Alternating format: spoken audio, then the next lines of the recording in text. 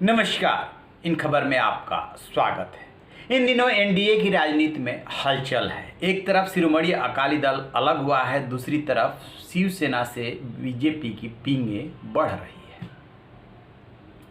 जब से पूर्व मुख्यमंत्री देवेंद्र फडणवीस की मुलाकात शिवसेना नेता संजय राउत से हुई है, तब से अटकलों का बाजार गर्म है। दोनों नेता सफाई दे चुके हैं। देवेंद्र फडणवीस बोल चुके हैं कि हम सामना के लिए इंटरव्यू दे रहे थे और उसमें शर्त ये रखी थी कि अनएडिटेड जाएगा। और दूसरी तरफ से संजय राउत ये बोल चुके हैं कि भाई उनके साथ हम काम कर चुके हैं, 5 साल वो मुख्यमंत्री रहे हैं, हम राजनीतिक विरोधी हैं, एक दूसरे के दुश्मन नहीं है, मुझे इंटरव्यू लेना था इसलिए ये मुलाकात हुई।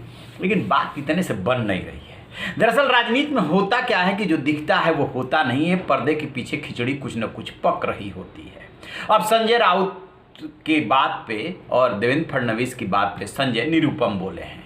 संजय निरुपम पहले शिवसेना में रह चुके हैं और अब वो कांग्रेस में है। कांग्रेस में भी वो असंतुष्ट धड़े को लीड करते हैं, यानी कि जिस तरीके से कांग्रेस ने सत्ता के लिए शिवसेना से हाथ मिलाया वो उनको पसंद नहीं आया था। तब से लेकर अभी तक वो विरोध करते रहे हैं।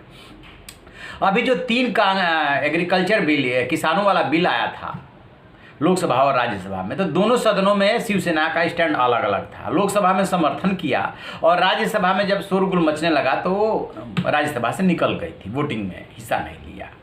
अब उसी को लेकर के संजय निरुपम जो है वो सवाल उठा रहे हैं कि अलग अलग आचरण कैसे, क्या मतलब है इसका। मतलब वो साफ साफ कह रहे हैं कि शिवसेना कांग्रेस को धोखा देने वाली है, कांग्रेस समझ ही नहीं रही है।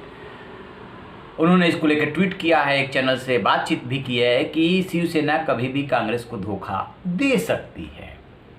अब हुआ क्या था कि शनिवार को जब ये मुलाकात हुई थी, इस मुलाकात के जस्ट बाद जो एनसीपी के अध्यक्ष हैं और तीनों धड़ों को महाराष्ट्र विकास अघाड़ी सरकार जो है इसको मिला करके चलते हैं, शरद पवार, उनकी मुलाकात हुई थी उद्धव ठाकरे जो महाराष्ट्र के सीएम हैं उनसे। तो इसलिए अटकल को और ज़्यादा बल मिला कि कहीं कुछ आपस में ही अविश्वास है क्या, कुछ होने वाला है क्या। इसी बीच में आपने गौर किया होगा कि सुशांत सिंह राजपूत मौत मामले को लेकर के राजनीति जिस तरीके से गर्म रही, कंगना रनौत का ऑफिस टूटा, उसके बाद दोनों तरफ से टग ऑफ वार चला और इस बीच में ये मुलाकात हो तो अटकलें तो लगेंगी। ठीक है कि आप सामना के लिए इंटरव्यू कर रहे हैं, क्या हो सकता है। संजय निरुपम ने तो बता दिया कि शिवसेना कभी भी धोखा दे सकती है। देखिए राजनीति में ना कोई दोस्त होता है ना दुश्मन होता है, एकदम बात क्लियर सी है।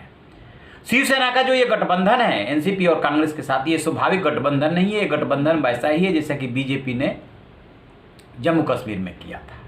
वो भी स्वाभाविक गठबंधन नहीं था। नतीजा ये हुआ कि सरकार बीच में चली गई, क्योंकि कांग्रेस और एनसीपी से शिवसेना के कहीं पर भी विचार नहीं मिलते हैं सिवाय कि सत्ता में साथ रहना। तो ये सरकार 5 साल तक चलेगी। जिस दिन पिछले साल नवंबर में बनी थी तभी ये डाउट था कि 5 साल तक नहीं चल पाए थे। और अब उस दिशा में यदि दोनों, संजय राउत ही इस सरकार के आर्किटेक्ट है, वही एडवाइजर है, उन्होंने ही इस दिशा में पहल की थी और अब वही मिल रहे हैं देवेंद्र फडणवीस से। ऐसे सामना के लिए ऐसा कौन सा इंटरव्यू कर रहे थे जो 2 घंटे तक होटल में मुलाकात हुई। और देवेंद्र फडणवीस के लिए सामना में इंटरव्यू देना क्यों जरूरी हो गया। तो राजनीति में इन मुलाकातों का कोई मतलब होता है। बेशक नेता ये कहते रहे कि इसके सियासी मायने न निकाले जाए, तो क्या हो सकता है। देखिए एक बात तय मानिए कि बिहार चुनाव के बाद राजनीतिक बयान बदलेगी। राजस्थान में बीजेपी का ऑपरेशन लोटस जो है किन्हीं वजहों से फेल हो गया, लेकिन इसका मतलब ये नहीं कि महाराष्ट्र में भी फेल हो जाएगा। बीजेपी की नज़र जो है महाराष्ट्र पे लगी हुई है। उसे लग रहा है कि ठीक है आप मुख्यमंत्री बनना चाहते थे, 1 साल मुख्यमंत्री रह लिए ना, आपका वो स्वाभाविक अलायंस नहीं है, हमारे साथ आइए। और आप देखेंगे कि उद्धव ठाकरे एक के बाद एक गलतियां भी कर रही है और उस पर वार भी ज़्यादा हो रहा है। चाहे मीडिया का वार हो, चाहे पॉलिटिकल वार हो, वार भी ज़्यादा हो रहा है।